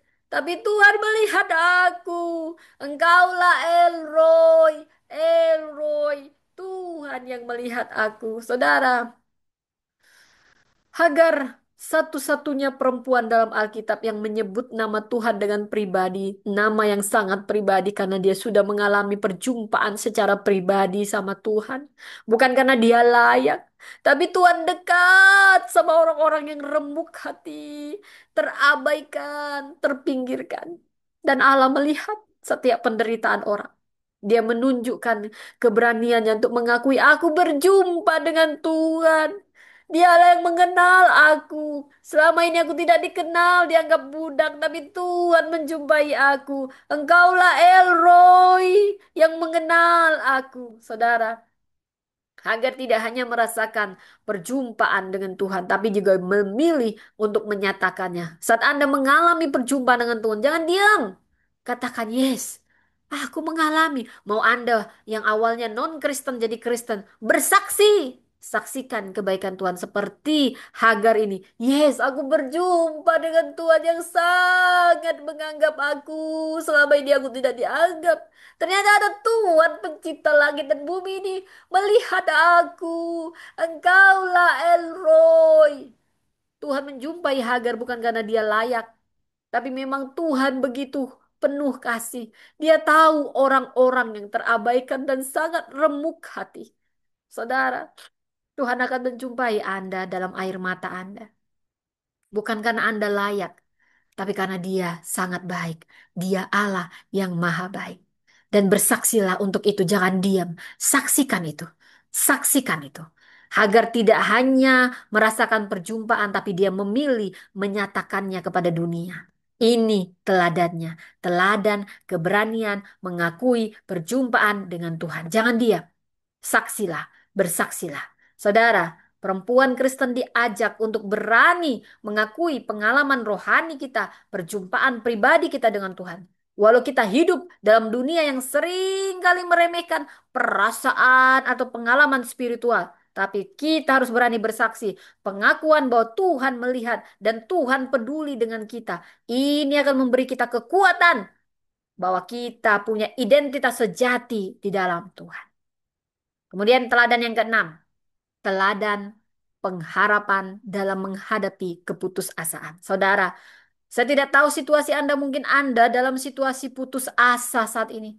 Kejadian 21 ayat 14 sampai 19. Kemudian Hagar pergi ke padang gurun Berseba dan kehabisan air. Mungkin Anda situasinya sulit seperti ini, saudara. Bukan hanya kehabisan air, mungkin kehabisan uang, kehabisan apapun, saudara. Sampai Anda sudah putus asa. Seperti Hagar, dia sampai naruh anaknya di bawah semak.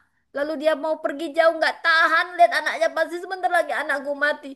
Aku nggak sanggup melihat anakku mati. Gak ada ibu yang sanggup melihat anaknya mati tanpa dia bisa berbuat sesuatu. Ini sudah gejala putus asa. Tapi saat segala harapan tampaknya hilang, Hagar sendiri hampir menyerah. Dia tetap berharap pada Tuhan. Dan Tuhan mendengar jeritanya. Tuhan tolong aku, budak ini. Tolong aku yang gak dianggap dunia ini. Tuhan tolong aku. Dan Tuhan membuka mata Hagar, saya berdoa. Tuhan membuka mata Anda saat ini untuk melihat solusi, melihat jalan keluar dari Tuhan. Ada jalan keluar dari Tuhan. Seperti dia memberi sumber air yang hidup di padang belantara, di padang gurun. Saudara, apapun masalah Anda, menjeritlah pada Tuhan. Tuhan, lihatlah aku. Aku mundur kena, maju kena. Tidak ada solusi, Tuhan tolong aku. Aku berdoa saat ini Tuhan menjumpai Anda secara pribadi. Dia dekat sama orang yang remuk hati. Dia akan menyediakan jalan keluar. Seperti dia menyediakan jalan keluar buat Hagar, dia juga menyediakan jalan keluar buat siapapun Anda yang mendengar ini, yang mentok pada suatu keputusasaan. Tuhan tidak akan membiarkan kita jatuh dalam keputusasaan. Perempuan Kristen yang mengalami masa-masa keputusasaan harus memegang teguh bahwa Tuhan akan memberikan pengharapan baru. Ketika semuanya terasa tidak mungkin, Tuhan akan membuka mata kita untuk melihat jalan keluar yang tidak kita duga. Dan saya berdoa, Dia akan memberi kita kekuatan untuk bertahan. Kemudian teladan kekuatan dalam peran seorang ibu. Saudara, Kejadian 21 ayat 20, Allah menyertai anak itu dan dia tumbuh besar. Dia tinggal di padang gurun Paran dan menjadi pemanah. Meskipun saat ini Anda di padang gurun, di luar perjanjian utama, seperti Ismail, dia tetap diberkati walaupun anak perjanjian. Hagar, dia tetap dilihat Tuhan walau dia hanya budak Sarai. Dia tetap punya peran penting dalam kehidupan anaknya. Ini mengajarkan kita bahwa ibu adalah figur yang penuh kekuatan. Walau kita tidak selalu dilihat atau dihargai oleh masyarakat. Perempuan Kristen menjadi ibu yang diajak untuk menyadari bahwa peran mereka sangat berarti di hadapan Tuhan. Bahkan dalam keterbatasan kita sebagai seorang ibu, percayalah, kita diberi kuasa untuk mendidik dan membentuk masa depan anak-anak kita, generasi masa depan. Seperti Hagar, saya berdoa, setiap ibu yang saat ini ada kekuatan yang mendasari, yang diberi Tuhan untuk keberlanjutan hidup buat anak-anak yang dipercayakan Tuhan pada kita di generasi mendatang. Saya sedih kalau ada ibu membunuh dirinya, sekalian dia ngajak anaknya bunuh diri. Ini ibu yang putus asa. Kalau ada saat ini Anda yang demikian punya pikiran, buang itu jauh, teriak pada surga. Jangan kau dengarkan suara setan itu. Dengar Tuhan, dia selalu punya jalan keluar buat Anda. Mau apapun kesulitan Anda. Jangan pernah Anda ambil jalan pintas. Ada Tuhan yang akan memberi Anda jalan keluar.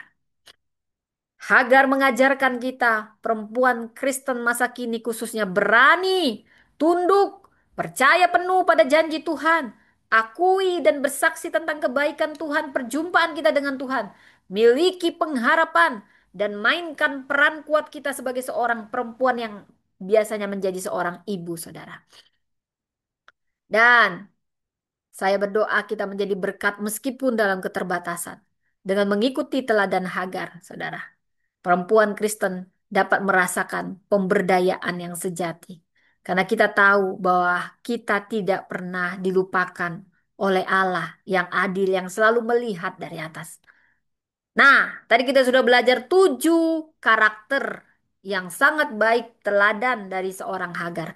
Nah, sekarang Abah, tentu manusia nggak ada yang sempurna, saudara, tapi ini bukan untuk menjatuhkan Hagar, saudara. Saya beritakan ini justru untuk peringatan bagi kita, untuk berjaga-jaga, semakin berjaga-jaga. Saya kalau yang buruk-buruk 3 aja, kalau yang baik-baik 7, saudara ya. Jadi yang 3 ini, saudara. Pertama, sikap merendahkan sesama saat merasa unggul. Inilah karakter Hagar yang salah. Ketika Hagar tahu, ayatnya, Kejadian 16 ayat 4b. Ketika Hagar tahu bahwa dia mengandung, dia memandang rendah nyonyanya. Nah, ini kesalahan dia. Kejadian 16 ayat 46. Kehamilan Hagar memberinya rasa unggul atas Sarai yang mandul. Namun keberuntungan yang semestinya disyukuri justru membuat dia sombong dan merasa lebih baik. Siapa sih kita juga pernah, saya pernah sombong, saudara ya. Mungkin pun lihat penampilan saya sudah dituduh, wanita sombong, sombong, sombong, sombong. Oleh saya udah biasa, saudara. Tapi sombong itu bukan penampilan, bukan masalah tunduk atau sikap fisik begini, ini rendah hati. Ini sombong, ini sombong ya, yang miskin-miskin jelek-jelek pakainya itu rendah hati, bukan ya, itu sikap hati. Banyak orang juga ya pakaiannya kumuh, hatinya sombong ya, banyak yang begitu. Jadi kesombongan itu nggak lihat kaya miskin, pendidikan rendah, banyak yang malah rendah lebih sombong dari yang pendidikannya tinggi, saudara, karena itu masalah sikap hati. Saya pernah sombong, saya yakin Anda yang mendengar ini juga wanita, orang-orang yang pernah sombong, saudara, karena manusia itu bakat sombong itu udah bawaan lahir, saudara ya. Gak ada yang bilang, oh saya nggak pernah sombong, saya rendah hati. Berarti Anda paling sombong ya. Biasanya sombong nggak pernah ngaku dia sombong. Kalau Anda sudah ngaku Anda pernah sombong, berarti Anda mulai rendah hati. Karena itulah saya duluan bilang, saya juga pernah sombong, saudara. Ya, kalau dijuluki sombong udah sering. Tapi sombong yang saya maksud, yang Surga masuk adalah sombongnya sikap hati, bukan lihat penampilan, yang kaya pasti sombong, yang miskin rendah hati belum tentu. Justru kadang yang miskin jauh lebih sombong daripada yang kaya. Yang kalau pendidikannya tinggi pasti sombong, yang dia tamat SD aja dia nggak sombong. Oh, justru sebaliknya, banyak yang udah nggak sekolah, dia mulutnya pun nggak sekolah, sombongnya minta ampun dibanding yang sekolah dia rendah-rendahin. Nah, banyak gitu. Jadi sombong itu tentang sikap hati. Dia tahu dia mengandung. Nah, si Hagar ini budak pun dia gak tahu diri, saudara. Mentang-mentang dia hamil, langsung dia sombong sama Sarai. Bah, habislah dia dibantai sama Sarai. Kamu mentang-mentang saya kasih kamu sama suami saya, kamu sombong sama suami saya ya. Ho, langsung dia tindas. Kalah Hitler dengan penindasan Sarai. Kayak gitu kalau perempuan, saudara. Makanya jangan ada poligami-poligami. Ya, laki-laki juga jangan kamu. Nanti istrimu yang baik itu bisa lebih parah daripada Hitler. Ya. Nah, inilah yang dihadapi Hagar, saudara ya. Kehamilan Hagar memberi dia rasa unggul karena dia pikir, oh aib, aib. Aku budak saja, aku hamil, kamu nyonya, kamu tidak hamil. Nah, ini sombong. Inilah yang membuat Sarai menindas dia. Karena Sarai mandul. Walaupun dia mandul, dia nggak mau direndahin. Siapa wanita mandul mau direndahin? Nggak ada, saudara. Pada dasarnya semua manusia sama. Nggak ada yang suka direndahin. Tapi kadang nggak sadar suka ngerendahin. Iya kan? Iya kan? Saya juga pernah kok, saudara. Tapi saya langsung bertobat. Ampuni saya Tuhan. Ampuni saya Tuhan. Gitu ya. Kalau Anda yang mendengar ini juga Anda bertobat. Berarti Anda sedang proses belajar rendah hati. Yeay. Jadi keberuntungan yang semestinya disyukuri si Hagar membuat dia sombong dan merasa lebih baik. Disinilah konflik terjadi. Dia memandang rendah Sarai, memandang rendah perempuan yang terluka karena Sarai sebenarnya terluka karena nggak hamil-hamil. Jangan kau pikir ya, wanita yang paling sensitif itu wanita mandul, saudara. Karena dia itu punya kerinduan hamil, semua wanita pingin subur, saudara. Nggak ada yang pingin mandul, saudara. Makanya kau jangan sombong sama wanita yang mandul ya, saudara. Nanti kau ditindas. Nah, tapi apa caranya? Enggak, itu cuma bercanda, saudara. Kita harus menjaga perasaan tiap orang. Ini kesalahan Hagar, dia lupa diri langsung. Memang kadang gitu, kalau orang kaya juga orang kaya baru, biasanya dia lupa diri sama orang kaya lama, saudara. Saya juga pernah jadi orang kaya baru dijulukin, saudara ya. Jadi teringat ya tentang orang kaya baru ya, saudara ya. Ini kayak orang kaya baru ini ya, ini pakai ini, dibilang saya sombong. Apa-apa, saudara. Padahal karena saya mau steady-steady gitu ya. Ini bukan emas, jadi jangan percaya, saudara. Setiap kuningan belum tentu emas. Ini cuma gaya-gaya lah ya. Jangan kita cepat menjudge orang ya. Oke, ini bukan ke situ arahnya sebenarnya. Baik, jadi dia mulai memandang rendah, si Hagar memandang rendah nyonyanya juga yang lainnya. Jadi terlukalah si Sarai. Nah, ditindas dia. Saudara, saat Anda mungkin biasa direndahkan, lalu sedikit ditinggikan Tuhan, jangan sombong. Itu bukan ajang sombong, justru harusnya itu ajang bersyukur. Nanti jadi kau diturunkan itu jadi konflik. Seperti dikatakan di Galatia 6 ayat 3. Sebab jika seorang menyangka bahwa dia berarti padahal dia tidak sama sekali berarti, dia menipu dirinya. Kadang kita juga nggak sadar kita sombong. Apalagi yang namanya kesombongan rohani, saudara. Atau emosional. Ini kadang jebakan yang bisa muncul saat kita merasa berhasil. Oh, saya sering dihinggapi ini, makanya saya harus banyak berdoa. Hamba Tuhan juga sering dihinggapi ini, makanya kita juga harus berdoa buat gembala kita, pendeta kita. Karena kita semua manusia. Jangan kau lihat manusia nanti kau kecewa, kecewa, kecewa. Tetapi lihatlah Tuhan. Jangan kita lupa bahwa semuanya berasal dari Tuhan. Jadi dari sini apa yang perlu kita aplikasikan dari sikap sombongnya si Hagar ini yang harus kita hindari saat Tuhan memberkati kita, baik dalam keluarga kita, pelayanan kita, pekerjaan kita, pengaruh kita, kita dipanggil untuk tetap rendah hati. Jangan pernah merendahkan perempuan lain yang sedang dalam pergumulan. Jangan kau rendah-rendahkan. Jangan kau hakim-hakimi. Ingat, setiap kita berjalan dalam waktu dan panggilan yang berbeda. Tuhan tidak menilai dari hasil yang tampak, tapi dari hati yang tetap rendah dan mengasihi. Tuhan menilai kita dari hati yang tetap rendah dan mengasihi. Yang kedua, saudara, reaksi emosional yang tidak diarahkan kepada Tuhan. Hagar melarikan diri dari Sarai di Kejadian 16 ayat 6b. Ini dia emosional. Sebenarnya kalau udah budak nggak boleh dia melarikan diri. Tapi karena udah sakit banget mungkin rasanya ya saudara ya. Jadi ada reaksi emosionalnya yang nggak bisa diarahkannya. Nah ini yang perlu kita cegah. Jangan sampai kita mengalami yang seperti ini. Tetap minta kekuatan dari Tuhan. Tetap kuasai diri kita ya saudara. Supaya kita nggak salah langkah dan kita tetap terarah pada jalannya Tuhan. Saudara. Saat si Sarah menindas si Hagar, Hagar tertindas, dia memilih kabur. Dia nggak merasa berdaya dan pelariannya ini protes, protes, protes diamnya, walaupun dia tahu dia budak, walaupun dia sedang dalam ketakutan, keterlukaan yang belum diserahkan pada Tuhan. Pada saat itu dia belum kenal Tuhan. Dia hanya terluka dan dia melarikan diri.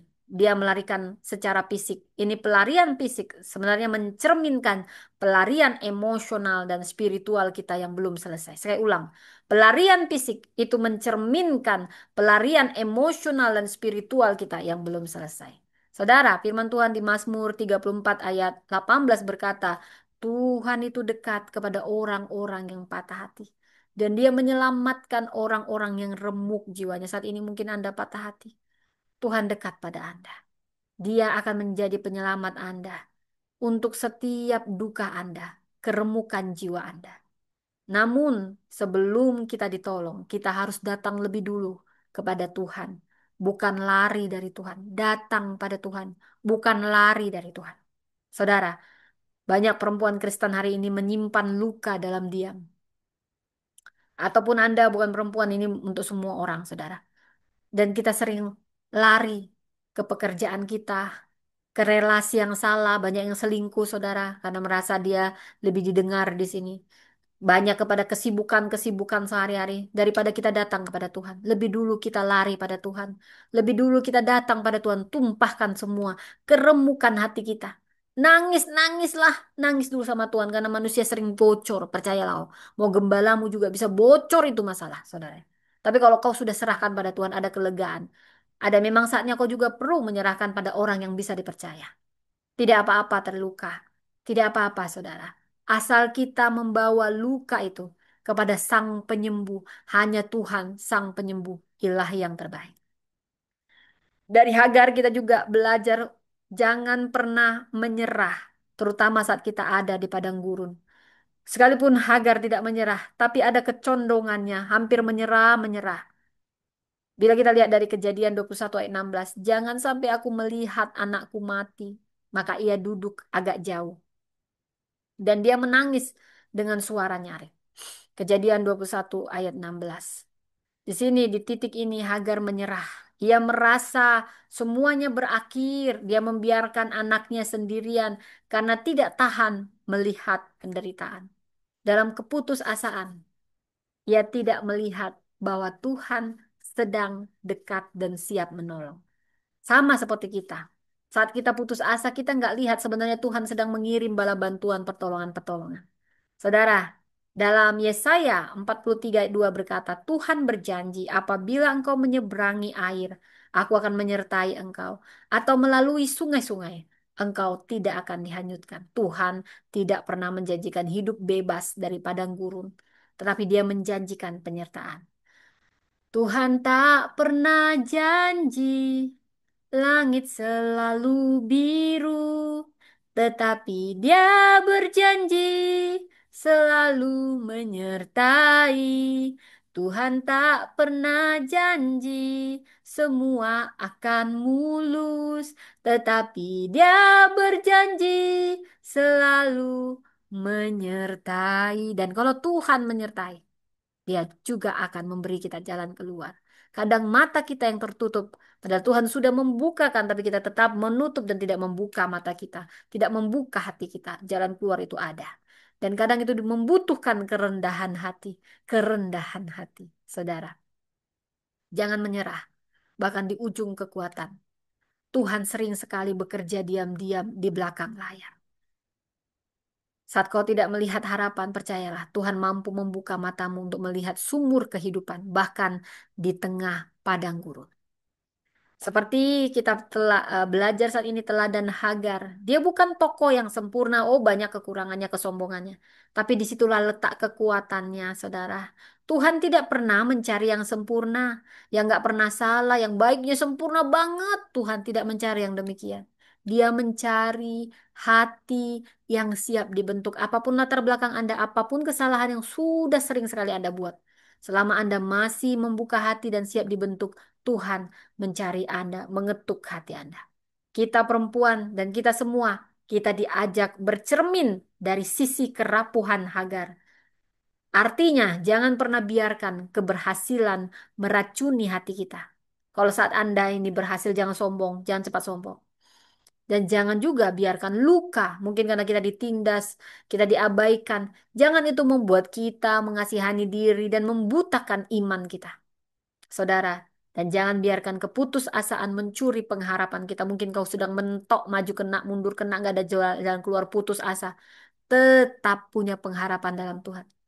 Karena tahukah Anda, justru di titik-titik rapuh itulah Tuhan menjumpai kita sebagai El Roy, El Roy, Allah yang telah melihat dan tetap mengasihi.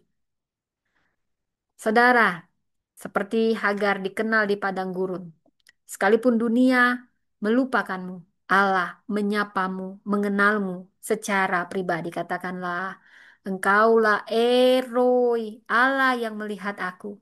Padang gurun bukan akhir, itu justru seringkali menjadi awal perjumpaan kita dengan Tuhan. Di titik terendah kita, tempat terendah kita seperti Hagar justru mengalami pengenalan terdalam akan Allah di ke keruntuhan hatinya. Di titik terendahnya, Allah juga akan menjumpai Anda. Anda yang terlupakan, malaikat Tuhan akan menjumpai Anda seperti dia menjumpai Hagar. Hagar tidak dicari manusia, tapi dia dijumpai Allah. Saudara, dan Tuhan akan menyebut kita, mengenal kita secara pribadi, dan Dia menyediakan janji bagi kita. Seperti Hagar, dia disapa dengan nama dan statusnya. Tuhan mengenal detil hidup si Hagar walaupun dia hanya budak. Tuhan tidak menyapa berdasarkan masa lalu kita, tapi berdasarkan janjinya. Dan ingat ini, hati yang lelah, percayalah selelah apapun Anda masih bisa melihat Tuhan. Kejadian 16 ayat 13. Dalam air mata, dalam kelelahan, dalam keputusan asa, Tuhan menjumpai Hagar dan dia memberi nama Tuhan El Roy, Allah yang melihat dan mengenal aku. Kita semua orang bisa menyebut Allah dan bersaksilah untuk pengalaman luka kita ketika kita berjumpa dengan Allah. Saudara, mungkin saat ini kita bisa mengambil waktu sunyi untuk mendengar Tuhan, terutama di padang gurun, di padang keputusasaan kita. Coba tuliskan apa yang kita alami minggu ini. Seperti Hagar menulis Elroy. Saya percaya Tuhan akan menjumpai dan sudah menjumpai Anda pribadi lepas pribadi dalam tiap kisahmu. Peluk kisahmu sebagai tempat Tuhan akan menjumpai. Air matamu akan diubahnya menjadi misi yang besar. Saudara, air mata setiap perempuan terutama yang terluka itu gema di langit. Tuhan sangat memperhatikan perempuan yang terluka, terpinggirkan, apalagi dia seorang ibu.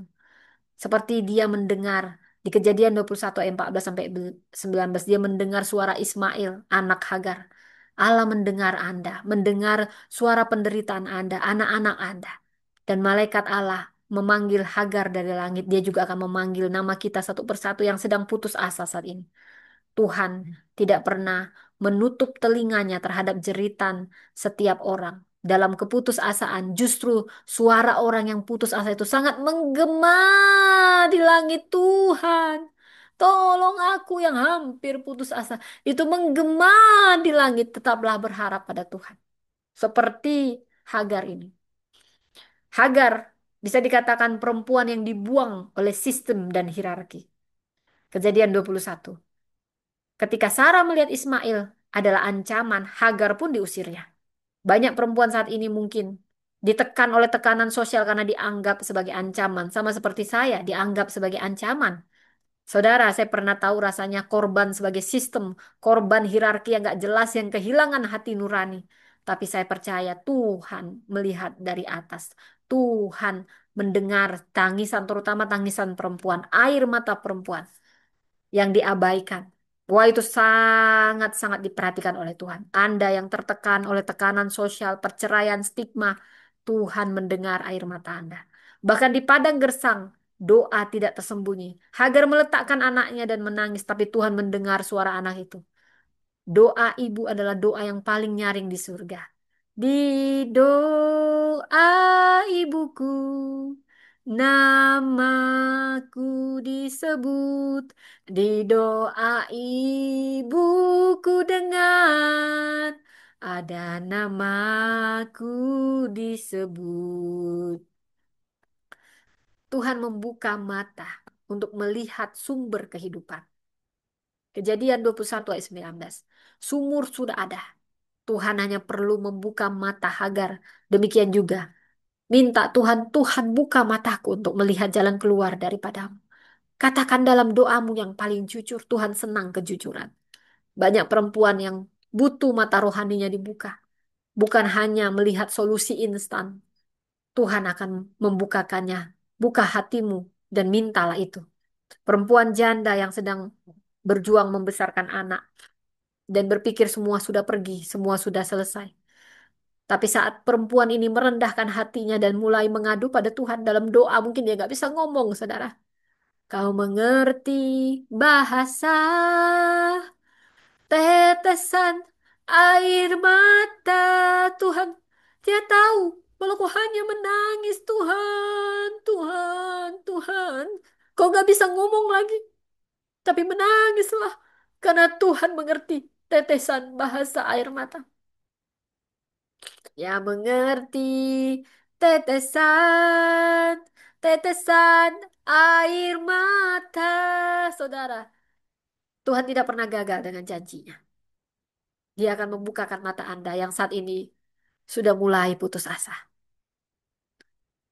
Buka hatimu, berdoalah, bernyanyilah, menangislah. Apapun yang bisa kau lakukan, mungkin kau tidak bisa melakukannya dengan bahasa apapun. Tapi Tuhan mendengar.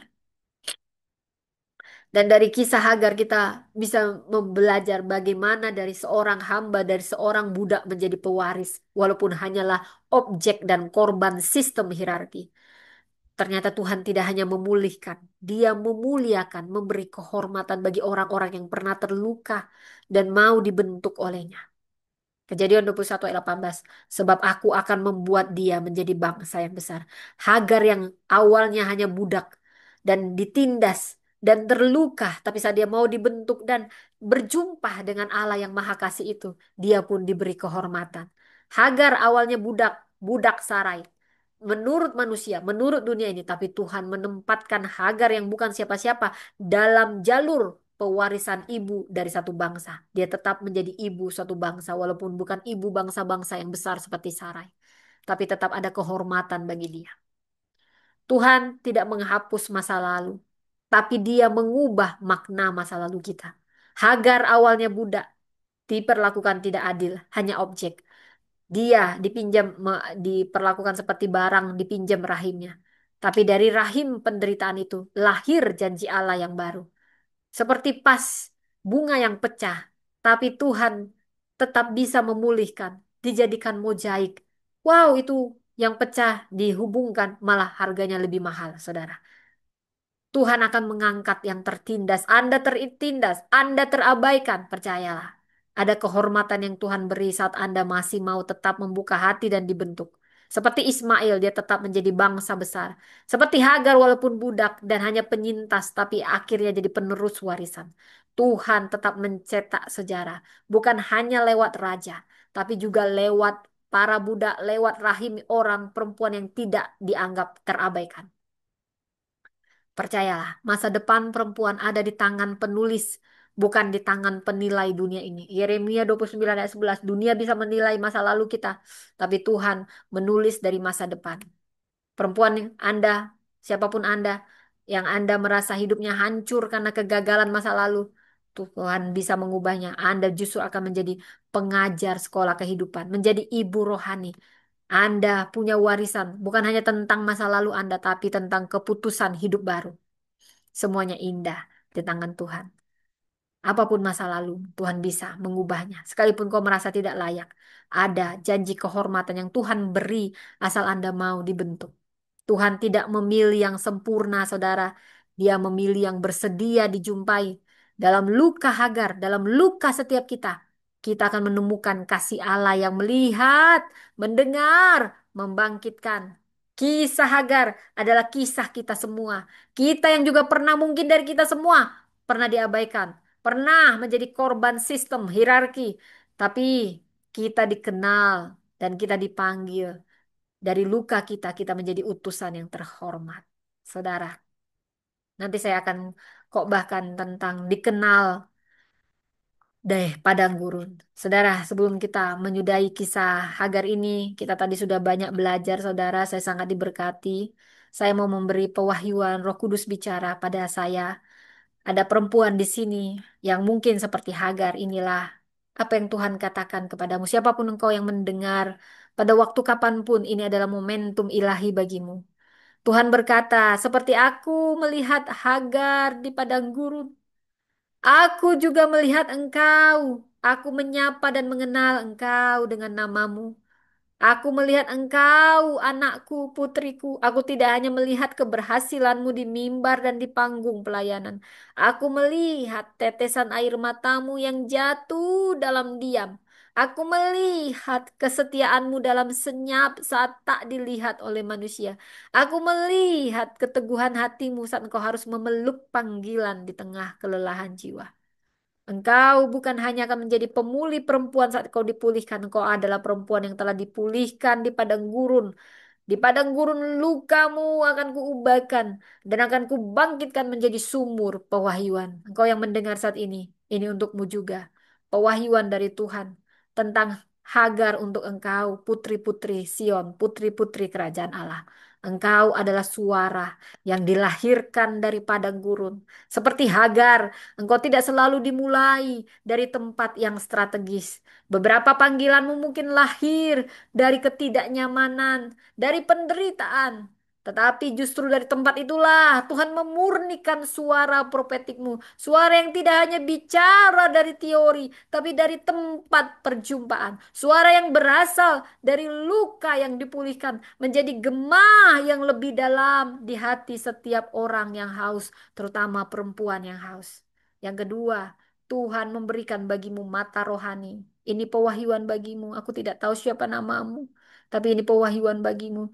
Tuhan akan memberikan bagimu mata rohani untuk melihat sumur tersembunyi. Ada banyak pelayanan yang kering di sekitarmu. Ada banyak perempuan yang haus, bahkan di tengah kegiatan rohani. Tetapi Tuhan berkata, kepadamu aku berikan mata untuk melihat sumur yang tersembunyi. Sumur pewahyuan, sumur penghiburan, sumur pengurapan. Jadilah seperti Hagar yang matanya dibuka untuk melihat sumur yang sebelumnya tersembunyi. Lewat engkau, banyak mata akan terbuka. Amin, terjadilah.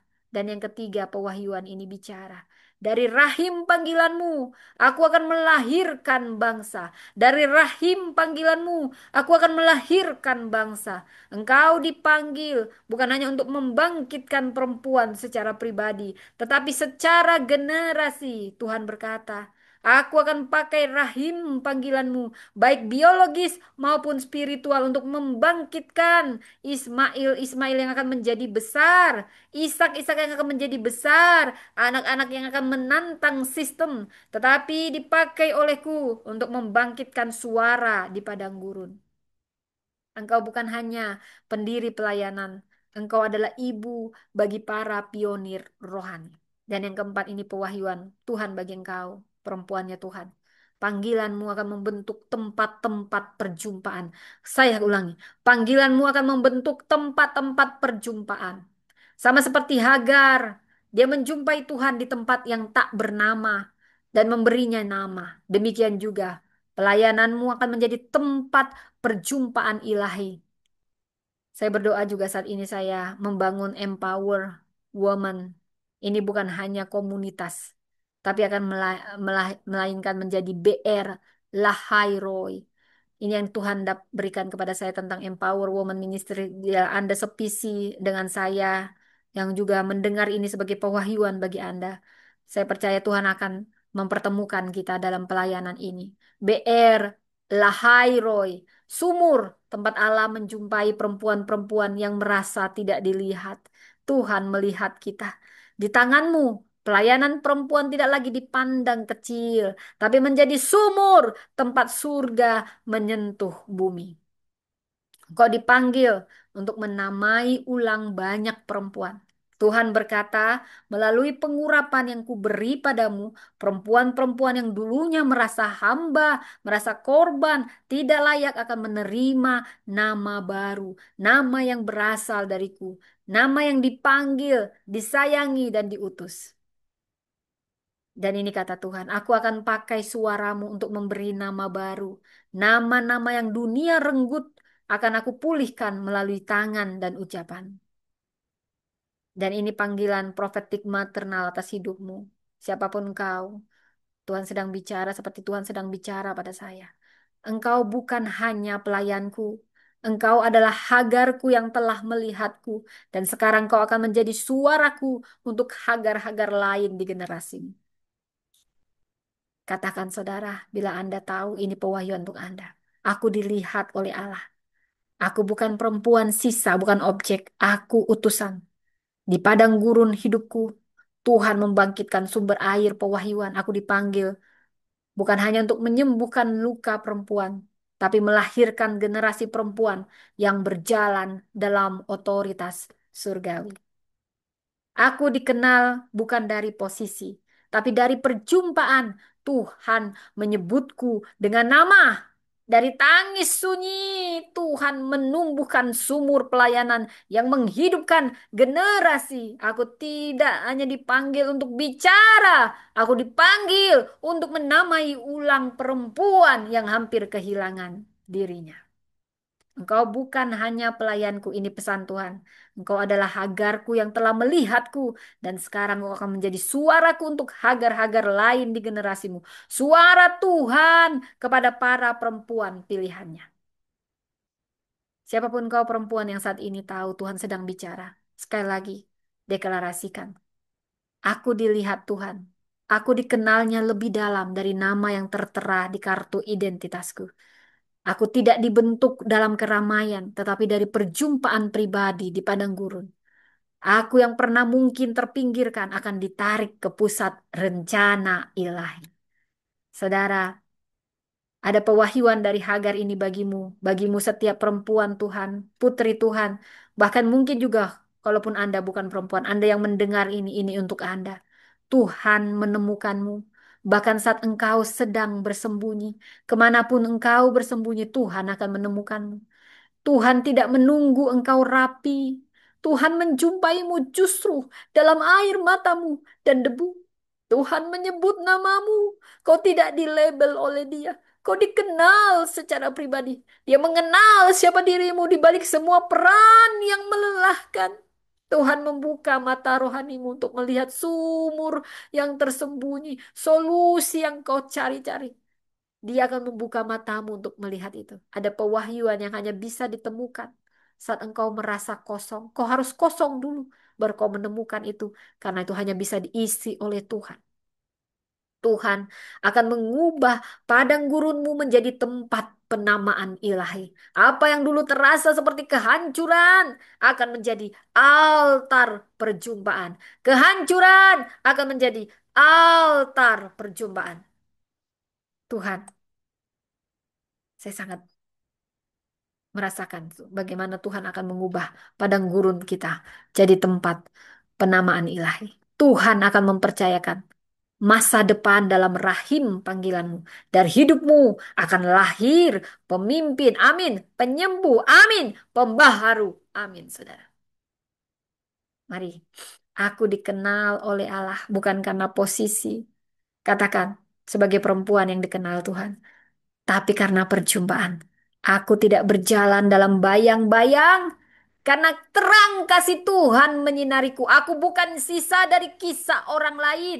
Aku awal dari karya baru Tuhan, dari tangisku yang terdalam. Tuhan menumbuhkan sumur pewahyuan untuk generasi. Aku diutus bukan hanya untuk bicara, tapi untuk menamai ulang perempuan-perempuan yang hampir kehilangan dirinya. Aku adalah perempuan yang dikenal Tuhan, dilihat Tuhan, dan diutus Tuhan. Saudara, Tuhan tidak datang ke istana Sarai, tapi Dia datang dan hadir ke mata air di padang gurun karena kasihnya turun ke tempat terdalam. Nama Allah yang paling indah justru lahir dari hati yang paling hancur. Saya berdoa, Anda yang dengan hati paling hancur, Anda akan menyebut nama paling indah Tuhan kita. Karena kita semua dikenal Tuhan jauh lebih indah daripada kita diakui dunia ini. Jika engkau pernah merasa seperti Hagar, tidak terlihat, tidak dihargai, tidak dianggap, biarlah izinkan kisah Hagar menghadap, menghidupkan harapanmu kembali. Ingatlah, kau tidak pernah dilupakan Tuhan. Bahkan engkau sedang dijumpai oleh Tuhan. Selamat datang di perjalanan pemulihan dan pengutusan. Selamat datang dalam kisah El Roy, Tuhan yang melihat engkau. Seperti Hagar menamai Tuhan yang telah berfirman kepadanya. Engkaulah El Roy. Kejadian 16 ayat 13 kita pun akan melakukan itu. Demikian firman Tuhan, saudara. Saya eh, sangat diberkati dengan ini. Nubuat seperti Hagar dijumpai secara pribadi kita pun akan mengalaminya. Padang gurun kita akan kita lihat ada banyak sumur pewahyuan bagi kita di situ. Terima kasih. Mari kita bersatu dalam doa. Tuhan, terima kasih buat kisah Hagar. Hagar perempuan yang mungkin tidak dipilih oleh manusia tapi dipilih oleh Tuhan dan mengalami perjumpaan abadi. Kami juga mau mengalami perjumpaan itu. Kami tahu melalui air mata bahkan melalui pelarian dan keterasingan. Engkau selalu peduli dan menyatakan kasih-Mu yang tak bersyarat.